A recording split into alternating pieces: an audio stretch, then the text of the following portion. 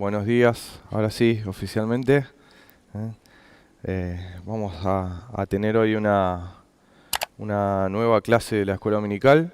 Vamos a seguir viendo el diluvio, la narrativa del diluvio. Así que bueno, vamos a orar primero, ¿sí? Y ya nos metemos de lleno en el texto. Padre, te damos gracias por este día que nos das y gracias porque podemos estar aquí juntos como tu iglesia. Para intentar comprender un poco mejor tu palabra, para intentar conocerte un poco mejor a vos, Señor. Te rogamos la intervención de tu Espíritu. Sin tu ayuda no podemos comprender, sin tu ayuda no podemos sacar realmente provecho espiritual de nuestro estudio y por eso te rogamos que estés en medio nuestro. En el nombre de Jesús, amén. Bueno, muy bien. Vamos a continuar como decíamos, con la historia del diluvio, ¿sí? Así que los voy a ir invitando a que vayamos a Génesis 6. Vamos a hacer un breve repaso, ¿sí? Tenemos el contexto de esta historia, en donde Génesis 6.1 aparece diciendo que los hombres empezaron a multiplicarse y a llenar la tierra. Nos empieza a dar una idea de que vamos bien, de que vamos a cumplir el propósito de Dios, pero inmediatamente sucede algo malo. ¿Sí? Este ciclo que vamos a ver una y otra vez en la palabra de Dios, donde cuando las cosas empiezan a tener buena pinta, enseguida se van a pique gracias a la intervención del ser humano, ¿no? Entonces veíamos que el ser humano, en lugar de gobernar la tierra bajo la sabiduría de Dios, está llenándola de violencia, está llenándola de desorden, está llenándola de gente que es más poderosa que otros. Es decir, si hay poderosos, hay débiles también, entonces hay una desigualdad, ¿sí? Y no es el plan de Dios, hay un desorden que cada vez crece más. Y la tierra está corrompida, pero hoy vamos a intentar ver que hay una esperanza, porque el Señor escoge a Noé, escoge un remanente, y uno de los principales objetivos de la lección de hoy va a ser que podamos realmente intentar entender más a cabalidad qué parte del carácter de Dios nos está mostrando el diluvio, ¿sí? Porque muchas veces nosotros pensamos en el diluvio como pensaban, ¿se acuerdan que Franco nos enseñó el domingo pasado cómo veían las otras culturas el diluvio, ¿sí? Dioses enojados, dioses que perdieron la paciencia, dioses que no quieren saber más nada con el ser humano y de un momento para otro deciden destruir todo. Y vamos a ver que muchas veces en nuestro inconsciente está esa idea, y que la historia del diluvio es una de las historias que más se toman las personas que están en contra de Dios para decir, ¿cómo podés creer en un Dios que de un momento para otro decide borrar a toda la humanidad del planeta? Y vamos a ver que muy lejos del verdadero carácter de Dios y de lo que nos quieren comunicar los autores bíblicos es esa percepción. Así que vamos a empezar a leer. Vamos a Génesis 6 y vamos a empezar a leer del versículo 5. Nos dice el texto que el Señor vio que era mucha la maldad de los hombres en la tierra y que toda la intención de los pensamientos de su corazón era solo hacer siempre el mal.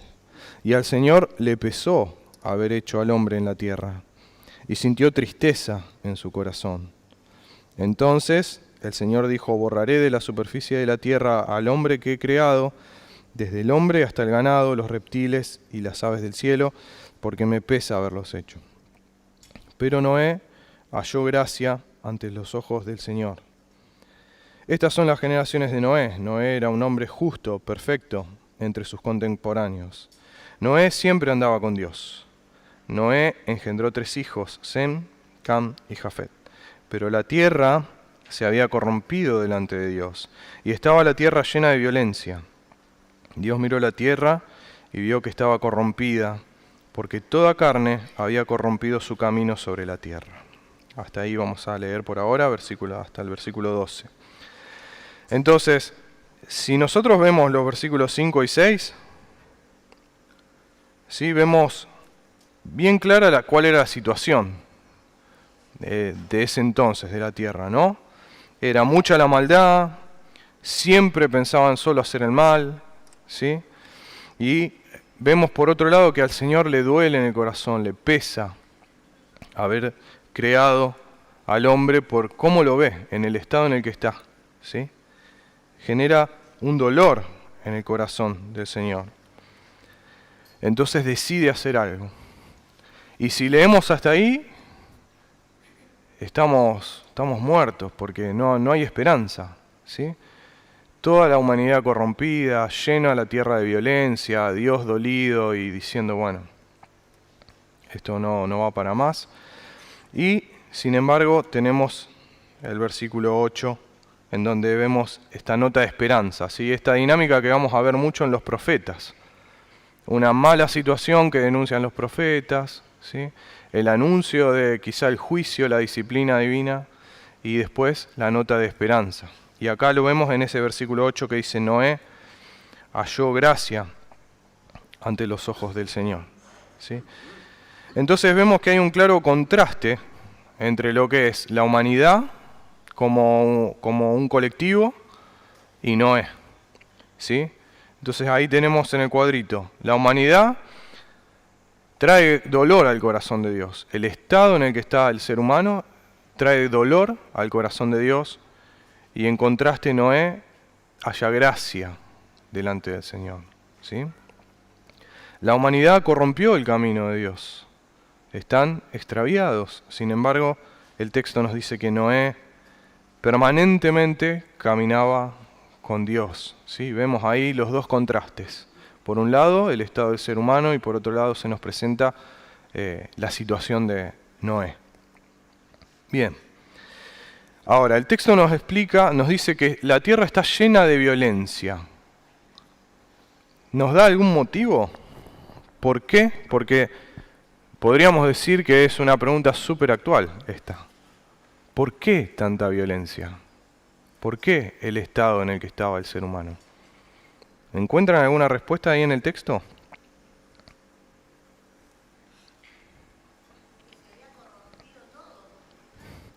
Muy bien. Muy bien, se había corrompido el ser humano. ¿Qué más dice? El versículo 12, ¿qué dice?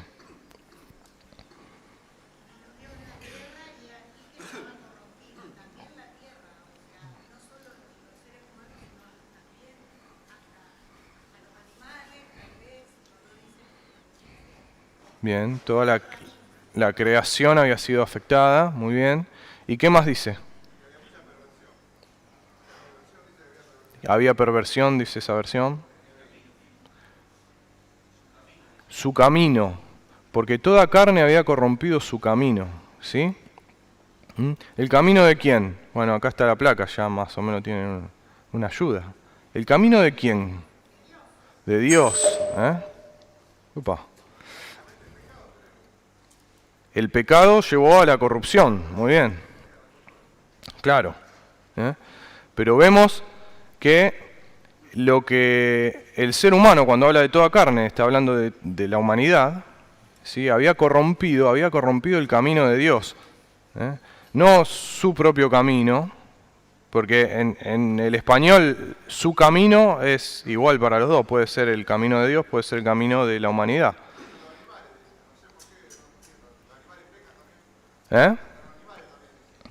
¿A dónde dice? Claro, pero no dice que el animal corrompió su camino, ¿sí? Dice que se arrepintió de haber hecho, vio la creación, el estado total de la creación. Claro. El pecado afecta a toda la creación, como decía Marta antes, ¿no? Hasta la tierra dice que vio corrompida, sí, pero quien dice que corrompió su camino, el camino de Dios, es toda carne, el ser humano, ¿sí? Y entonces vemos que esa es la causa por la cual está lleno de violencia la tierra. Pero ¿qué es el camino de Dios entonces? Sería la pregunta. ¿Qué es el camino de Dios?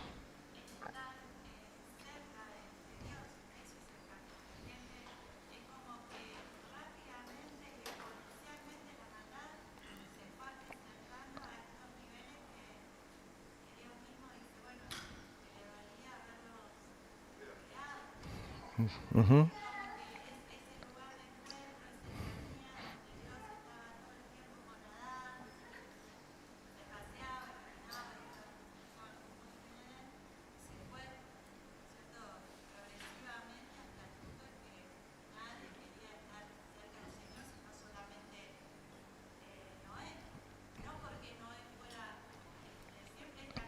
Ujú. Exacto.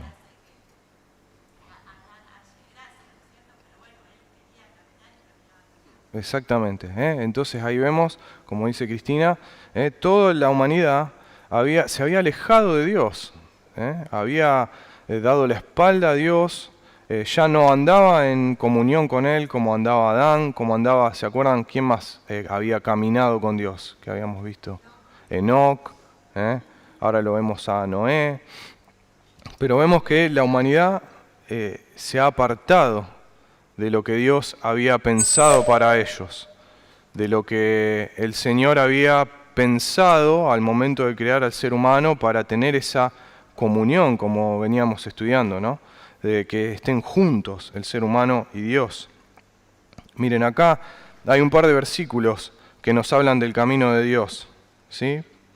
Fíjense, Éxodo 32, 8, por ejemplo, en la historia del becerro de oro, que después, tarea para la casa, lean la historia del becerro de oro, lean Éxodo 32, Éxodo 33 y encuentren todos los paralelos que hay con la historia del diluvio y después charlamos.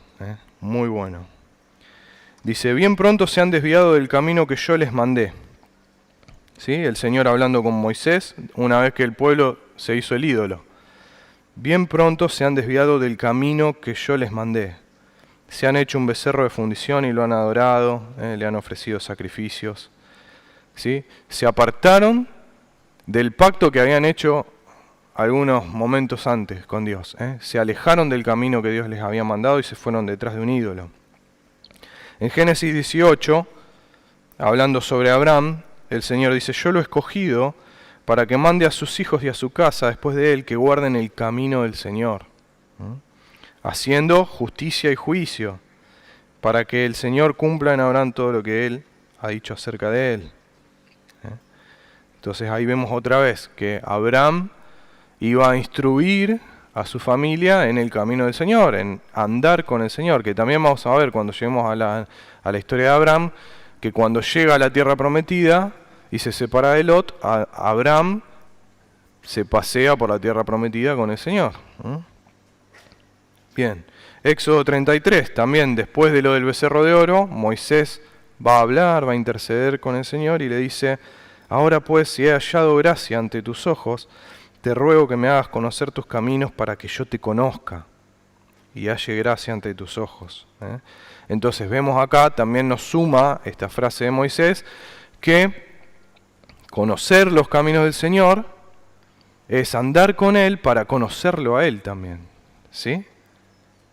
Nos habla este término del camino de Dios, de andar el camino de Dios, de una intimidad, como decía Cristina antes. ¿Sí? Sí.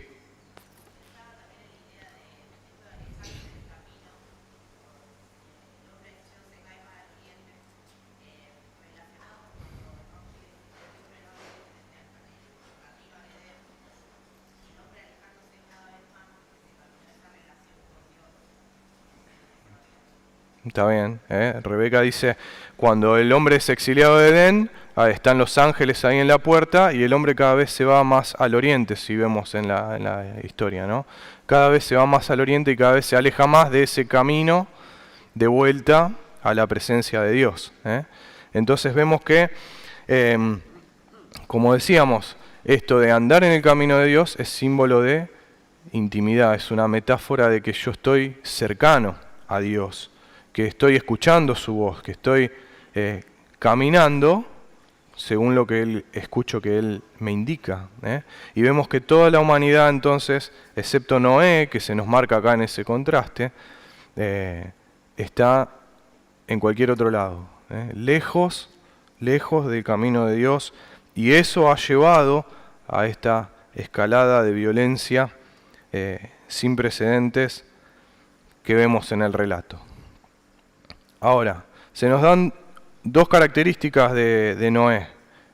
Franco las mencionó el domingo pasado, ¿sí? Ahí vemos que Noé es descrito como justo y como íntegro o perfecto, pueden decir algunas traducciones, ¿sí? Ahí tenemos las dos palabras, tzadik y tamim. Son las dos características que se nos dan de Noé. Como había dicho Franco, tzadik habla de una justicia de alguien que trata bien a su prójimo, de que con cualquier persona que se relaciona, incluso con Dios también, lo hace de buena manera. Y tamim es alguien sin tacha, alguien íntegro, como eran los animales para el sacrificio, como bien nos explicó Franco el domingo pasado, ¿sí? Pero esto, ¿por qué es importante también? Se hace importante para la narrativa, porque fíjense lo que dice después David en el Salmo 15. Ahí lo tenemos en la placa. Salmo 15, versículo 1. Dice, Señor, ¿quién habitará en tu tabernáculo? ¿Quién morará en tu santo monte? ¿Qué se está preguntando ahí? Recordemos que es salmo, poesía.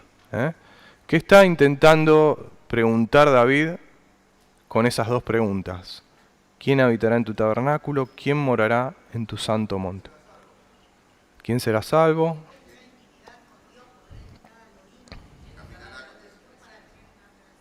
Ahí está, ¿Quién va a tener intimidad con vos, Señor? ¿Quién va a estar en tu presencia? ¿Quién va a poder volver a compartir? ¿Se acuerdan que cuando empezamos este estudio dijimos Edén era como una prefigura del tabernáculo? Era como un lugar donde estaba el ser humano junto con Dios. Entonces también dijimos que Edén era un monte. Entonces, ¿quién podrá de nuevo entrar? Y la respuesta es el que anda en integridad y obra justicia y habla verdad en su corazón. El que anda en integridad no era íntegro y obra justicia no era justo. ¿Sí? Son las mismas palabras en el original que nos forman ese vínculo y que nos están diciendo que Noé está siendo descrito como la persona que puede tener intimidad con Dios, que puede estar en la presencia de Dios. ¿Sí? Ahora, ¿por qué? ¿Era diferente Noé al resto de la humanidad? ¿No había pecado?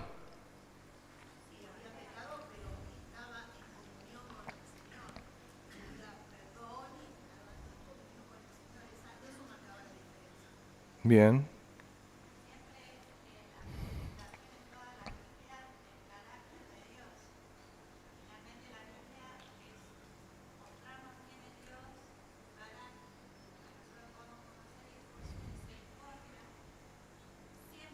Uh-huh.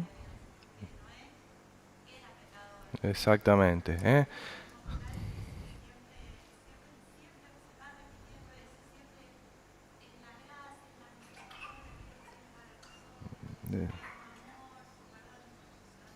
Exactamente. Ahí como bien dicen Marta y Cristina, sí era pecador, era un pecador como cualquiera de nosotros, como cualquiera de todos los seres humanos que hemos pisado esta tierra.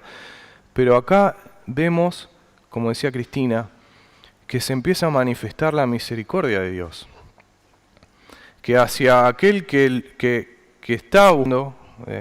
está reaccionando a la búsqueda de Dios de comunicarse con el ser humano y que camina en intimidad con Él y que confía en Dios, porque claramente Noé confiaba en Dios porque le dice, hacete un barco tremendo, ¿no? Y lo hace. Entonces, vemos la gracia de Dios y la misericordia de Dios que al Noé creer en Dios, al Noé confiar en Dios, como pasó con Abraham, esto se le cuenta como justicia. ¿Sí? Entonces, Noé era como cualquiera de nosotros, no es que Noé era especial.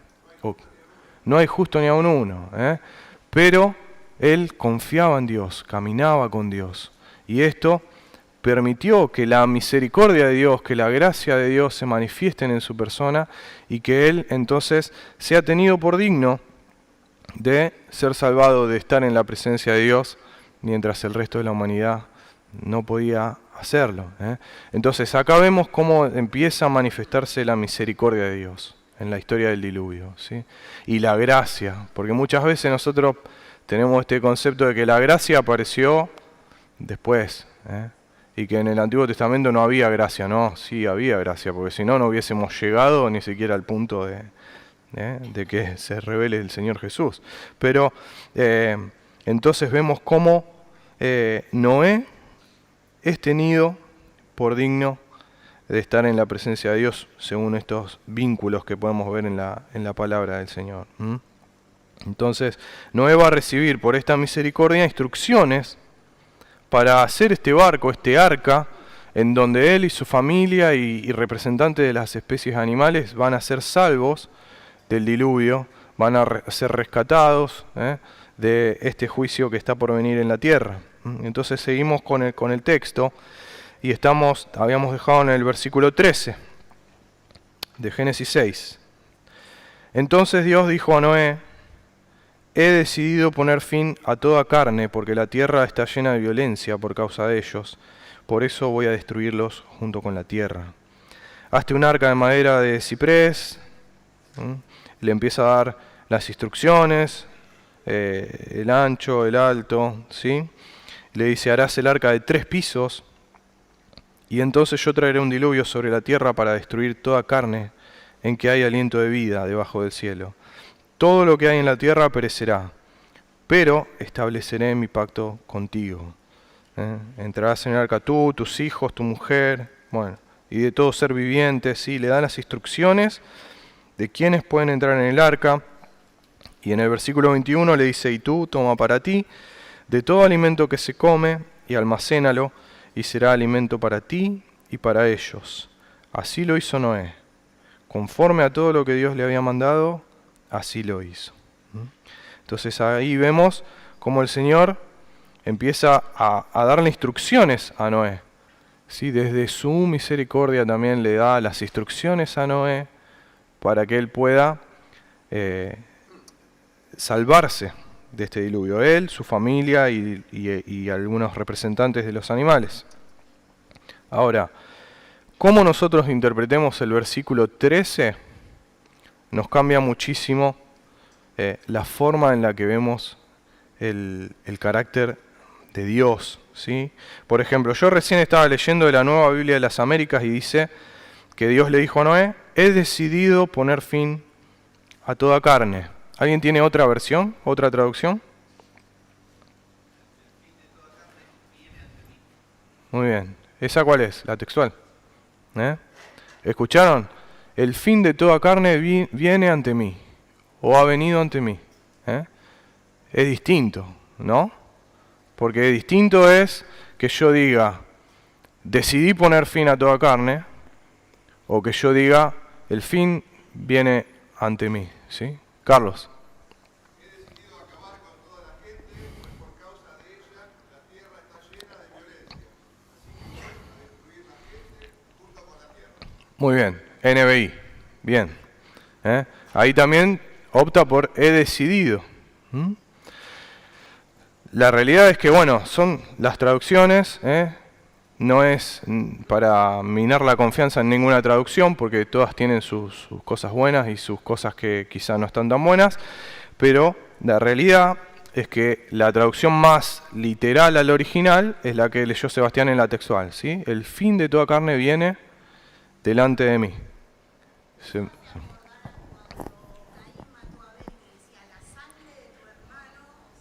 Exactamente, nos recuerda eso, ¿sí? Nos recuerda eso, ¿sí? Porque dice, hay algo que está subiendo desde la tierra a la presencia de Dios, ¿sí? Y en este caso es que Dios está viendo lo que está haciendo el ser humano, cómo está corrompiéndose, cómo está corrompiendo la tierra, ¿sí? Y no es que decide Él decir, voy a matarlos a todos, sino que es más los dejo, ellos tomaron esta decisión, ¿sí? Y lo que Dios va a hacer es acelerar ese proceso, ¿sí? Y fíjense, es interesante esto: he aquí los destruyo, o he decidido destruirlos junto con la tierra, Destruyo, en el original es la palabra yahat, que es la misma palabra que está usando para decir la tierra estaba corrompida. El ser humano se corrompió. Entonces, en el original nos está dando esta idea. Yo estoy viendo esto que pasa. Como la sangre de Abel, esto está llegando a mi presencia. Y yo voy a dejar que así como ellos están arruinando todo, que se arruinen. Voy a dejar que se arruinen. ¿Sí? Entonces, obviamente hay una acción de Dios, porque el diluvio lo trae el Señor. ¿Sí? Pero es diferente a nuestra percepción si nosotros decimos, bueno, Dios se cansó, perdió la paciencia y mandó un castigo, a decir, Dios vio cómo estaba el ser humano, vio hacia dónde se dirigía y dijo, yo voy a acelerar este proceso para que cuanto antes podamos empezar de nuevo. ¿Sí? Es una muestra más de la misericordia de Dios. Y podemos comparar esto con Romanos 1:28, donde dice que así como ellos no tuvieron a bien reconocer a Dios, Dios los entregó a una mente depravada para que hicieran las cosas que no convienen.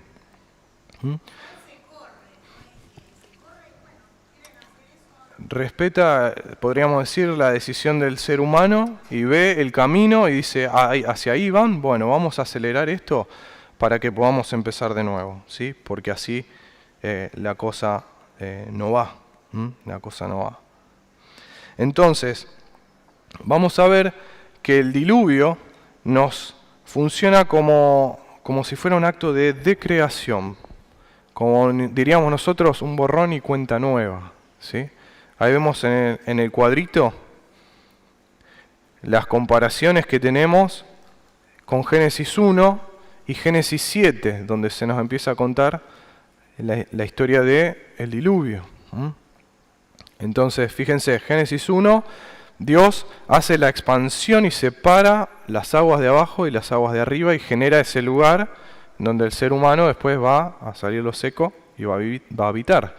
Y en Génesis 7 nos dice que se rompieron las fuentes del abismo y las compuertas del cielo se abrieron. Entonces, todo el agua se volvió a juntar. ¿Sí? Después. Exactamente. Si nosotros vemos los seres humanos, ¿qué estaban haciendo? ¿Generando qué? Caos, desorden, violencia. Y Dios dice, bueno, el fin vino delante de mí. Ellos eligieron este camino de desorden. Vamos a desordenar todo. Vamos a darle lo que ellos eligieron. Y vamos a empezar de nuevo. Entonces, vemos versículo 9, por ejemplo. Dijo Dios, júntense en un lugar las aguas y que aparezca lo seco. Génesis 1. Entonces, Génesis 7, fueron cubiertos todos los altos montes que hay debajo de todos los cielos. Nada seco quedó. Todo cubierto de agua.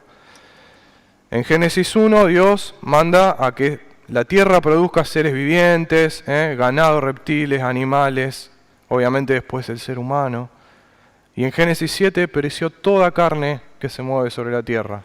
Aves, ganados, bestias, todo lo que se mueve sobre la tierra y todo ser humano. Entonces vemos que el diluvio es un volver a empezar. Ahí abajo vemos que el estado anterior a que Dios empezara a ordenar la creación era que la tierra estaba sin orden, estaba vacía, y lo único que estaba era el Espíritu de Dios que se movía sobre aguas, muchas aguas. Y ahora, Génesis 7, estamos igual. Ya no hay vida en la tierra. Ahora vamos a ver que, bueno, obviamente está Noé en el arca, ¿sí? Pero en la tierra no hay vida, no hay orden, y otra vez está todo cubierto de aguas, y el único que está allí es el Espíritu de Dios. Entonces, vemos que Dios está volviendo como a iniciar, a resetear, podríamos decir, la historia, el orden. Y mientras todo el cosmos está colapsado, se desordenó todo colapsó, tenemos ahí el arca como un microcosmos, que está ahí, aguantando. Decíamos, Dios le dijo, hacela de 3 pisos, lo cual nos recuerda cómo ellos veían el cosmos, ¿se acuerdan? ¿Cómo era? Muy bien, ¿eh? Los cielos, la tierra, debajo de la tierra, las tres capas. Bueno, ahí las vemos representadas también en los tres pisos del arca. Y además es como un mini Edén, porque está el ser humano, están las bestias, hay alimento en abundancia, ¿sí? Y además, ¿se acuerdan que cómo era la palabra cuando Dios puso al hombre en Edén? En el original. ¿Mm?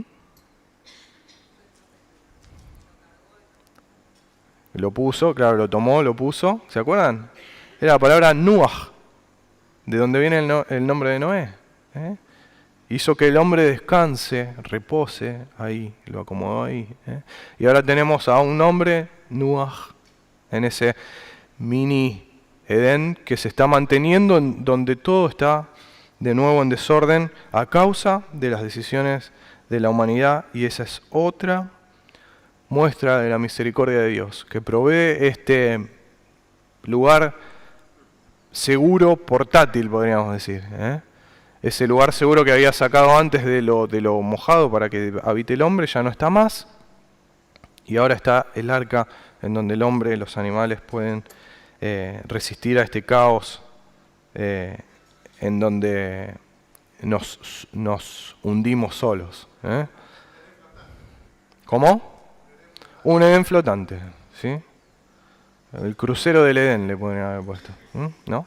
Bueno, entonces ahí vemos cómo la misericordia de Dios se manifiesta en este sentido, preservando en el arca a Noé, a su familia y a los animales.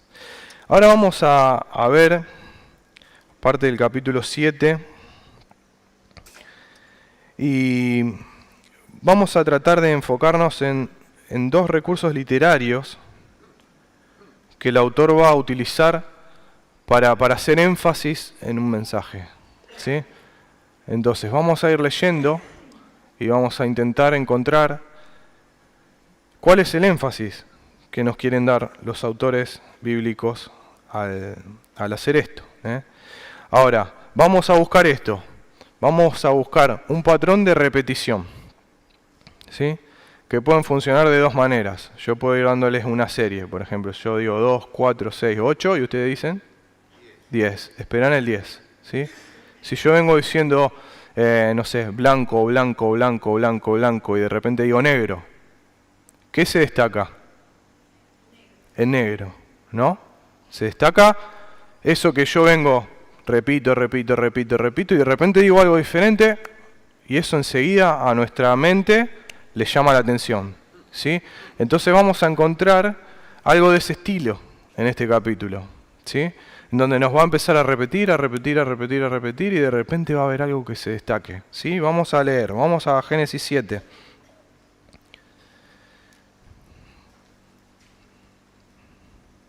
Bueno, les voy a adelantar el otro también. El otro es un recurso literario que se llama quiasmo, ¿sí? Que es una unidad literaria donde hay una simetría entre lo que se dice antes del centro y lo que se dice después del centro. Y se van macheando una parte con la otra, ¿no? Entonces, vamos a ver si podemos encontrar algo de eso también. Bueno, vamos ahora sí. Génesis 7. Versículo 1. Entonces el Señor dijo a Noé, entra en el arca tú y todos los de tu casa, porque he visto que solo tú eres justo delante de mí en esta generación. De todo animal limpio tomarás contigo 7 parejas, el macho y su hembra. De todo animal que no es limpio, 2, el macho y su hembra. De las aves del cielo, lo mismo. Versículo 4. Porque dentro de 7 días yo haré llover sobre la tierra 40 días y 40 noches, y borraré de la superficie de la tierra a todo ser viviente que he creado. Versículo 10. Aconteció que a los 7 días las aguas del diluvio vinieron sobre la tierra. El año 600 de la vida de Noé, el mes segundo, a los 17 días del mes, en ese mismo día se rompieron todas las fuentes del gran abismo y las compuertas del cielo fueron abiertas. Eso es lo que veíamos antes. Entonces vino el diluvio sobre la tierra por 40 días. Y las aguas crecieron y alzaron el arca, y ésta se elevó sobre la tierra. Las aguas aumentaron y crecieron mucho sobre la tierra, y el arca flotaba sobre la superficie de las aguas. Las aguas continuaron aumentando más y más sobre la tierra, y fueron cubiertos todos los altos montes que hay debajo de todos los cielos. Hago una pausa ahí. La palabra aumentaron, ¿sí?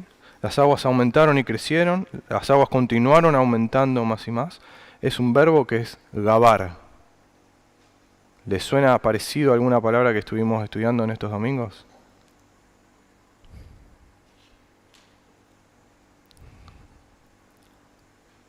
¿Cómo eran los gigantes?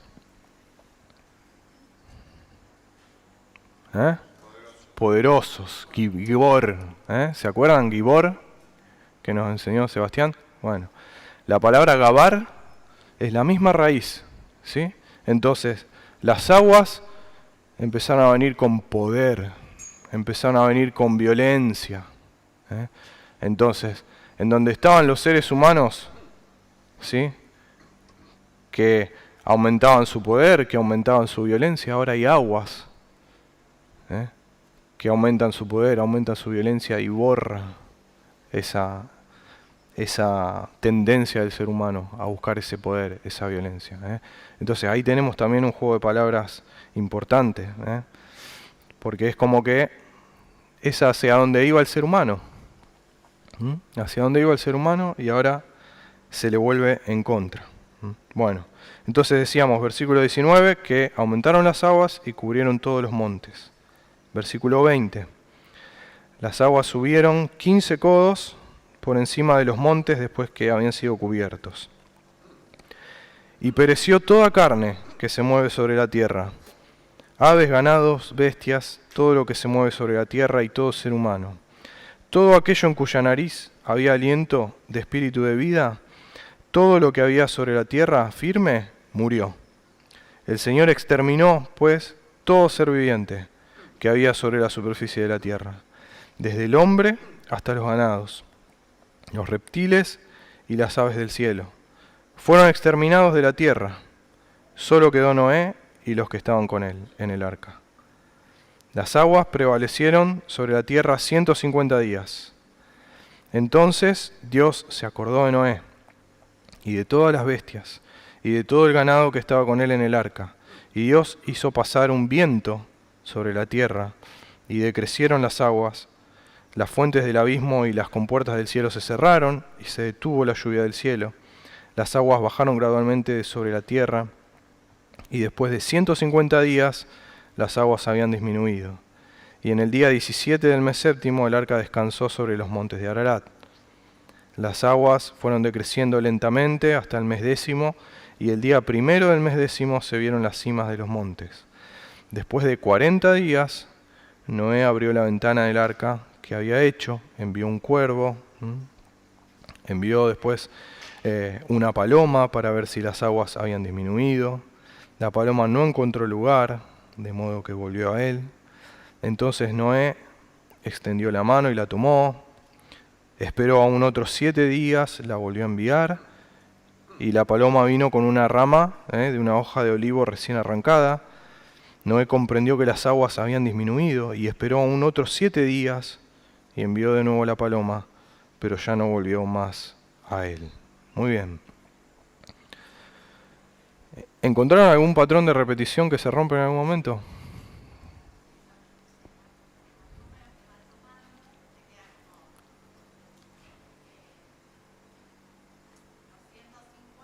Muy bien. Muy bien, ahí tenemos el quiasmo, muy bien. Muy bien. Ahora lo... Y queda que Dios se acordó de Noé en el medio, Muy bien, muy bien. Ese es el quiasmo, miren, a ver, vamos a ponerlo acá. A ver si sale, ahí está, ¿Ven? 7 días, Dios le dice, en 7 días yo voy a empezar a hacer llover. Pasan 7 días y empieza la lluvia. 40 días y noches hay lluvia, 150 días prevalece el agua, En el medio tenemos el mensaje. Dios se acordó de Noé y de los que estaban con él.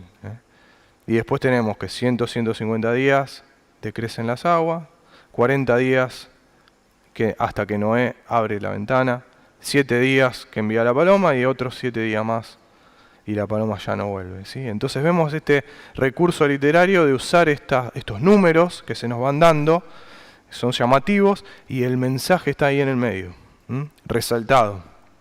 Dios se acordó de Noé y de los que estaban con él. Otra vez, ¿cuál es el mensaje? ¿La ira de Dios?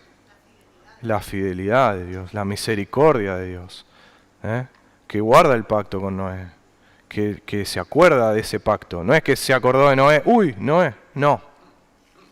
Se acuerda del pacto que hizo con Noé y hace lo que tiene que hacer para que Noé pueda salir del arca. Otro patrón. Miren.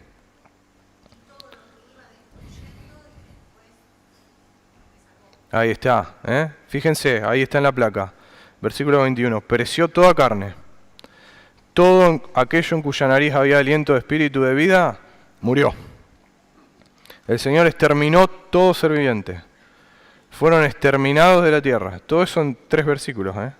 Y nos dice, solo quedó Noé y los que estaban con él. ¿Ven que el mensaje es el mismo? Lo resaltado es lo mismo. Es, Dios se acordó de Noé. Dios salvó a este ser humano que caminaba con él, que confió en él. Entonces, estos 2 recursos nos destacan una vez más la fidelidad, como decíamos, de Dios, la misericordia de Dios, que aún en medio de esta situación en donde todo colapsa, Él preserva este remanente, preserva a estas personas. Algo que vamos a ver, como decíamos, mucho en los profetas, este remanente, el concepto de remanente, ¿sí? Entonces, siempre, a pesar de que el ser humano está acelerando el juicio divino, ahí la gracia de Dios está preservando. Entonces, lo importante es que nosotros podamos entender esto, de que la historia bíblica del diluvio, a diferencia de lo que veíamos con Franco el domingo pasado, de los otros relatos del diluvio, no están mostrando un Dios vengativo, un Dios que perdió el control y dijo, se terminó, y empezó a romper todo. Sino que está mostrando un Dios misericordioso. Está mostrando un Dios que le duele ver al ser humano en el estado en el que se hunde cuando se aleja de Él. Y decide hacer algo, ¿sí?, para que ese ser humano pueda empezar de nuevo, pueda hacer nuevo. Lo cual es, una vez más, el mismo ciclo que vamos a ver con la historia de Jesús. El ser humano otra vez lejos de Dios y Dios haciendo algo para mostrar su misericordia y su gracia. Entonces, espero que esto pueda servirnos para que nosotros cambiemos nuestra percepción de la historia del diluvio, por un lado, que a veces la vemos como algo sumamente violento y algo que nos hace ruido. ¿Cómo Dios puede decir que nos ama y hacer esto? Que cambiemos eso y que podamos ver realmente el carácter que Dios nos está queriendo mostrar acá. Que los que estamos trayendo el problema somos nosotros y que Él simplemente lo que quiere es, como un Padre amoroso, lo mejor para la humanidad, lo mejor para cada uno de nosotros. ¿Oramos? Padre, te damos gracias por tu palabra.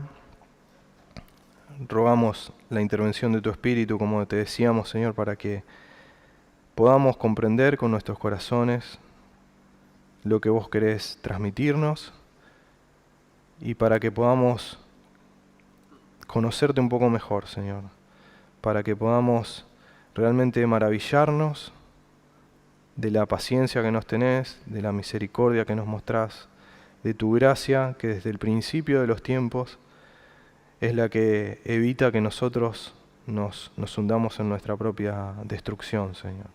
Te damos gracias porque siempre estás dispuesto a salvarnos, Señor. Y gracias por Jesús, nuestro Salvador definitivo, Señor. Te pedimos que te quedes con nosotros en el resto de esta reunión, Señor, que podamos disfrutar de tu presencia y gozarnos como tu pueblo, alabándote y escuchando tu palabra. En el nombre de Jesús, amén.